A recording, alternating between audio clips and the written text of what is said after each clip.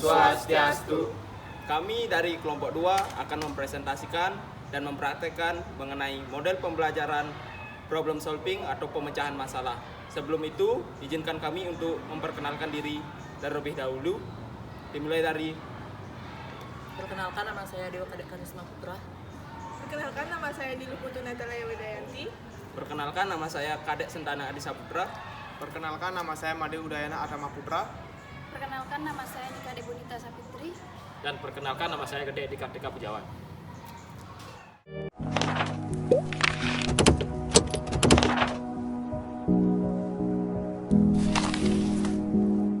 Baik, model pembelajaran problem solving adalah model pembelajaran yang mengutamakan pemecahan masalah dalam kegiatan belajar untuk memperkuat daya nalar peserta didik agar memperoleh pemahaman mendasar dari materi yang disampaikan.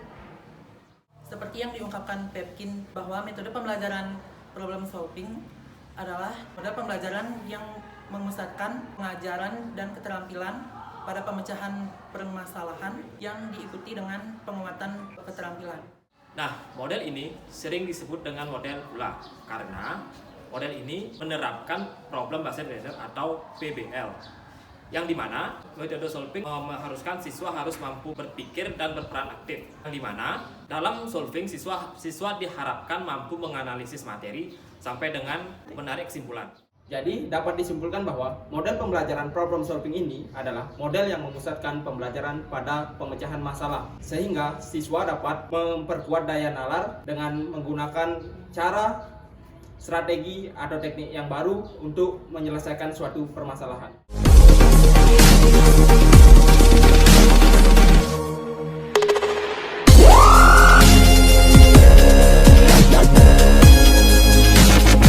Menurut Khotimah dan Fathur-Rahman, sintaks model pembelajaran problem solving ini terdiri dari 6 tahap sebagai berikut. Yang pertama, merumuskan masalah. Kemampuan ini diperlukan untuk mengetahui dan merumuskan suatu permasalahan dengan jelas. Yang kedua yaitu menelaah masalah. Untuk menggunakan model problem solving, menelaah masalah diperlukan agar peserta didik dapat menggunakan pengetahuan untuk merinci dan menganalisis masalah dari berbagai sudut. Setelah menelaah masalah, tahap selanjutnya pemecahan masalah yaitu merumuskan hipotesis atau alternatif penyelesaian. Tahap selanjutnya yaitu mengumpulkan dan mengelompokkan data. Tahap ini berfungsi untuk memancing kecakapan, mencari dan menyusun serta menyajikan suatu data. Selanjutnya, pembuktian hipotesis.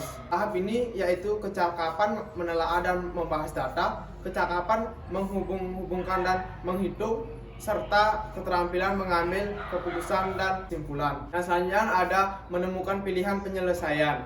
Tahap ini akan membuat peserta didik mampu untuk membuat alternatif penyelesaian serta kecakapan menilai pilihan dengan memperhitungkan akibat yang akan terjadi pada setiap pilihannya.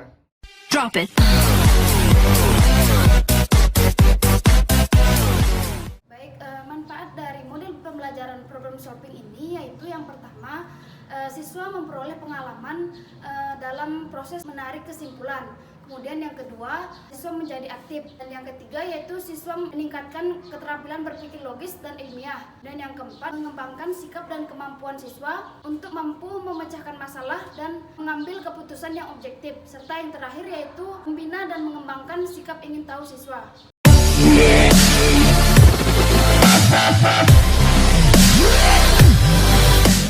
Kelebihan dan kekurangan metode pemecahan masalah atau problem solving. Kelebihan dari metode ini adalah dapat membuat pendidikan menjadi lebih relevan dengan kehidupan nyata, khususnya di dunia kerja. Proses belajar mengajar dalam menyelesaikan masalah dapat membiasakan siswa dalam menyelesaikan masalah yang terampil. Di antaranya memiliki masalah di dalam hubungan keluarga, sekolah maupun di pekerjaan. Nah, metode ini dapat mengembangkan siswa dalam berpikir secara kreatif dan menyeluruh. Karena proses belajarnya siswa dapat melakukan perkembangan mental yang dimana siswa harus berpikir dengan berbagai macam pengembangan masalah dan cara penyelesaian masalahnya.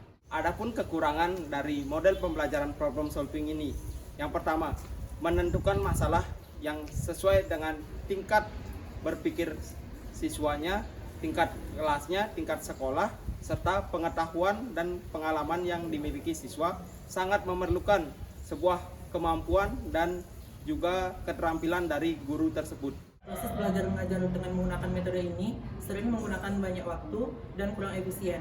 Kemudian, mengubah kebiasaan belajar siswa dengan mendengarkan dan menerima informasi dari guru.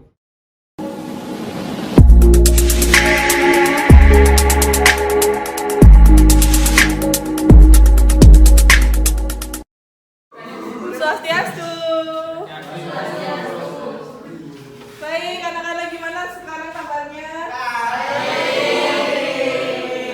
Baik. Ibu absen terlebih dahulu ya. Iya Ibu. Tatiana, Hadir Bu. betul Pak Adriana? Baik, sebelumnya ada yang masih ingat materi minggu lalu tentang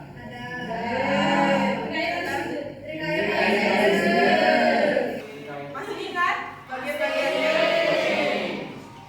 Yang satu, dua,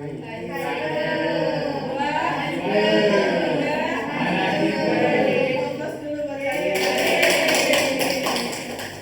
Masih sama dengan pembelajaran minggu lalu, masih tentang etika, tapi kali ini kita akan membahas tentang catur paramita.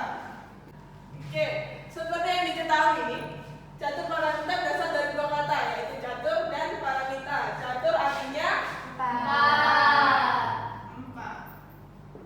Sedangkan paramita artinya Sifat utama. oke. Sifat utama.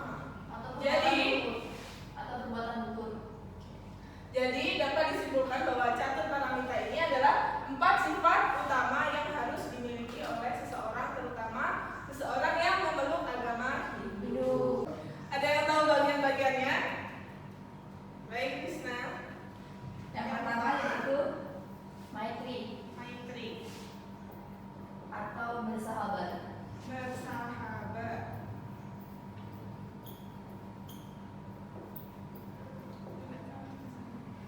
Yang kedua itu karuna. Dua, karuna. Tiga yaitu Mudita, bersimpati. bersimpati. Bukan as ya, simpati. Oke, yang keempat Toleransi, atau maitri yang bersahabat, di mana kita harus melakukan segala perbuatan baik kepada semua makhluk. Yang kemudian karena cinta kasih, serupa dengan maitri tadi, cinta kasih artinya kita harus memiliki rasa belas kasihan kepada semua makhluk. Mudita, bersimpati, artinya kita turut merasakan apa yang dirasakan orang lain.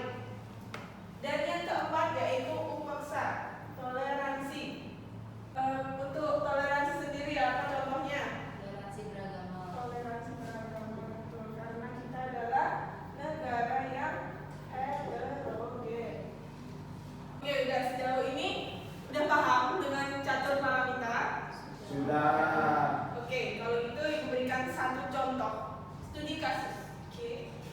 Jadi disebutkan atau diceritakan ada seorang anak. Di saat perjalanan pulang dia bertemu dengan seekor kucing yang kecil dan kurus. Kemudian dia memberikan makan dan minum. Dari cerita ini bagian manakah yang sudah dia terapkan? Simpati. Kita kasih. Jadi jawabannya adalah karuna atau cinta kasih. Baik, karena semuanya sudah paham, selanjutnya Ibu akan memberikan tugas kelompok buat kalian untuk mengamati di lingkungan kalian apakah ada kasus-kasus yang mungkin berlawanan dengan catur paramita. Jika demikian, apa yang seharusnya mereka terapkan supaya tidak terjadi hal tersebut? Karena sudah dijelaskan semua, apakah ada yang ingin ditanyakan? Baik, Krishna, silakan. Di sini saya ingin berpendapat tentang apa yang sudah dijelaskan, yang dimana akhir-akhir ini kan sering terjadi kasus tentang pembulian antar agama atau penistaan agama. Yang menurut saya itu sangat bertentangan dengan ajaran catur paramita, yaitu toleransi. Yang